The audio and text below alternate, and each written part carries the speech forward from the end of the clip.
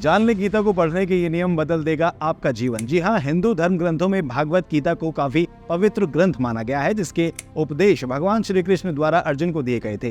द्वापर युग में हुए परिवार कौरव और पांडवों के बीच सबसे बड़े युद्ध महाभारत के समय श्री कृष्ण ने कुरुक्षेत्र में अर्जुन को गीता का ज्ञान दिया था। माना जाता है कि गीता में मनुष्य के जीवन से जुड़े उन सभी रहस्यों और अनसुलझे प्रश्नों का ज्ञान है, जिसे पाकर मनुष्य जीवन मरण की हर मोहमाया से मुक्ति पा सकता है। गीता में लिखे हर श्लोक में इतनी शक्ति है कि इसमें निहित हर श्लोक को सही से समझने से मनुष्य संसार की सभी पीड़ाओं से मुक्त हो सकता है। परंतु महज गीता पढ़ लेने से मनुष्य संसार की सभी मोहमाया से मुक्ति नहीं पा सकता। इसके लिए गीता को पढ़ने के कुछ नियम हैं, जिन्हें अपनाना जरूरी होता है।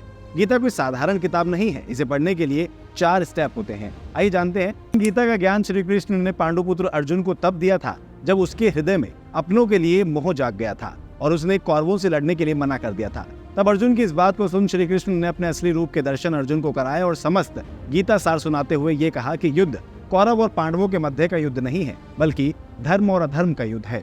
अर्जुन को परिवार के मोह से निकालते हुए उसे धर्म को जिताने के लिए गीता के उपदेश अर्जुन को दिए गए थे।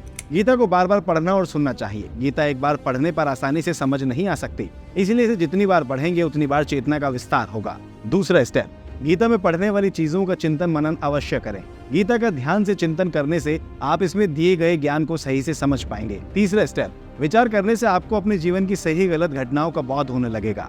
आखिरी और चौथा स्टेप, आखिरी और सबसे जरूरी है गीता में दिए गए उपदेश की परिस्थितियों को ध्यान में रखते हुए अपने जीवन में उतारना।